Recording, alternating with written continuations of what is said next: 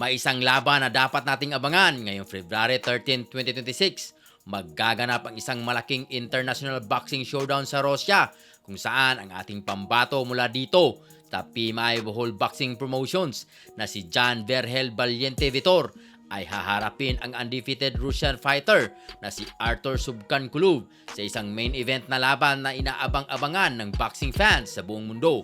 Si Jan Verhel Valiente Vitor ay isang veteranong pro boxer mula dito sa Tagbilaran City, Bohol na may record na 24 wins at 4 ang talo kung saan 17 sa kanyang mga panalo ay nakamit niya via knockout. Siya ay may malawak na karanasan sa professional boxing mula pa noong 2014 at kilala sa kanyang lakas at bilis sa loob ng lona. Sa kanyang mga naunang laban sa Pilipinas, napabilib niya ang boxing community nang magogi siya laban kina Alvin Vergara, Ray Ramos at Tyson Kim, habang may mga malalakas na pagtatanghal din laban kay Campi Payum at iba pang regional contenders. Sa kabilang banda, ang kanyang kalaban na si Artur Subkankulov mula sa Ufa, Russia ay isang undefeated na boksingero na may record na 10 wins at walang talo, kabilang ang 4 knockouts sa kanyang karera mula 2021 hanggang 2025. Kilala si Subkankulov sa kanyang southpaw stance at sa kanyang dominasyon laban sa mga Russian fighters, kabilang ang mga matagumpay na fight laban kina Tigran Uzleyan, Ibrahim Bala at Abrasul Ismailov. Ang laban na ito ay hindi lang simpleng international fight.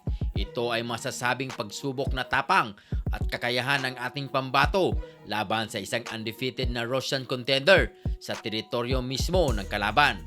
Para kay Valiente, ito ang pagkakataon upang ipakita sa buong mundo na ang mga Filipino boksingero ay may matibay na puso at hindi sumusuko sa kahit anumang hamon. Para naman kay Subkankulov, layunin niyang mapanatili ang kanyang undefeated status at ipagtanggol ang karangalan sa harap ng kanyang home crowd.